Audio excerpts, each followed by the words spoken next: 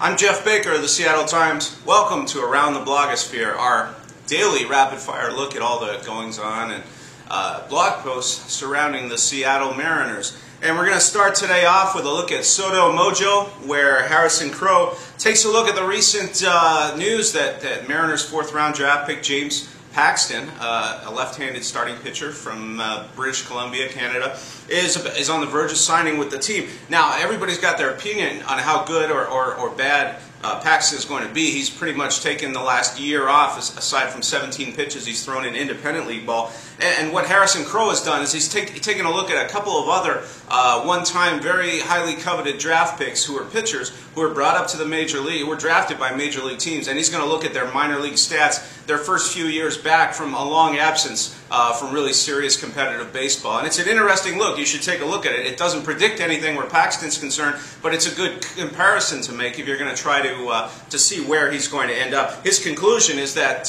he's not going to get too excited about Paxton this year, and he says he'll be happy. Harrison Crow says he'll be happy if Paxton makes it to Double-A ball at some point this year, but he doubts that that's actually going to happen.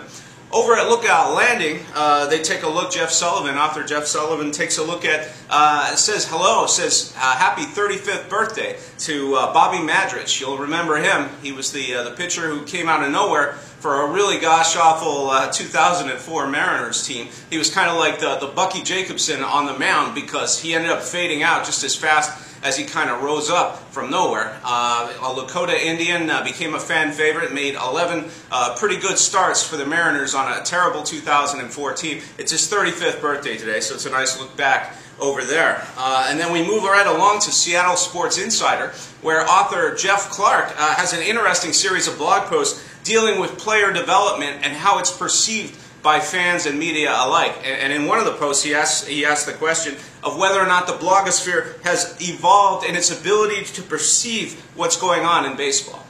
Whether or not the blogosphere can actually perceive what's going on inside of baseball these days. And his conclusion, not really.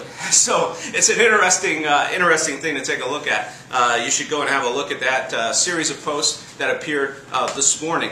Then if you move over to Mariner Central, Lonnie has a look at the 9 pitches that were thrown by Erik Bedard the other day in one of the best spring training innings you're ever going to see. And he tells us why those 9 pitches, even though there were only 9 of them, he tells us why they were so important. So have a look at that. And then when we move down, we're going to end up with Section 331, where Megan, the author of Section 331, she admits that she fell asleep listening to yesterday's game on the radio broadcast. Hey, Megan, join the club. There's a long line of people who that happened to. But she actually apologizes for it, and she kind of looks at the ramifications behind it, and she pledges that she's going to do better next time. So go have a look. It's a nice funny way to start the morning.